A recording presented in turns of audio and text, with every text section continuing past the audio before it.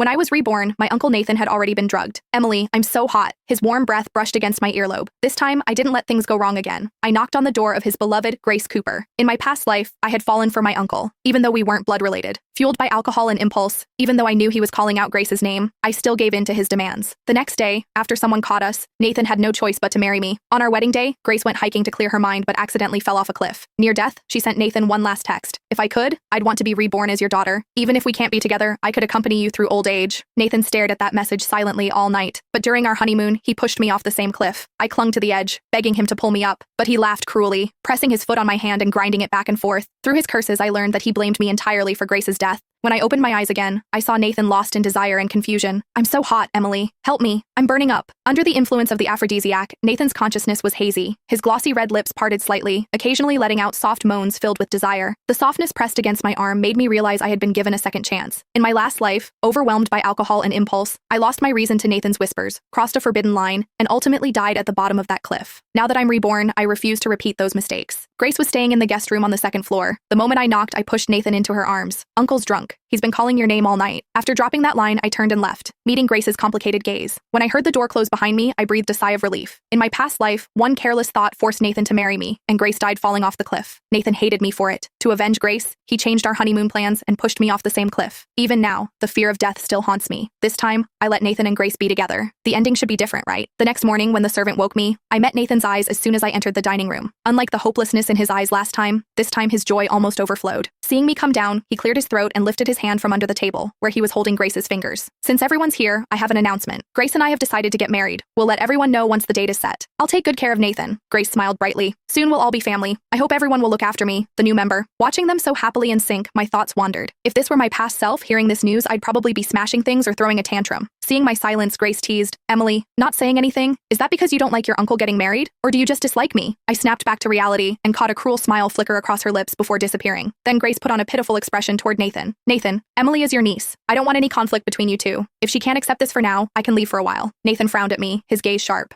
Grace is your aunt now. If I see you making a sour face at her again, don't blame me for being harsh. Got it? This time I didn't want to get involved between them anymore, but they wouldn't let me be. I barely had an appetite and now it was completely gone. I casually replied, got it, and turned to leave. Nathan slammed the table. Come back and eat. Don't throw a tantrum just because I said a few words. Where did you learn this bad habit? I had already decided to leave soon. I didn't want to argue with them in my last days here. Seeing the anger in Nathan's eyes, I sat down and picked at my food. Then I stood up, smiling. Uncle, Aunt Grace, I'm done eating. I'm heading upstairs. You two enjoy your meal. Not long after I went upstairs, someone pressed the bedroom door handle from outside. Nathan entered with a serious expression. You should knock before coming in. Nathan's brow furrowed deeper at my words. Suddenly he asked, are you avoiding me? Or is Grace upset with me? Men and women are different. I don't want your aunt to misunderstand.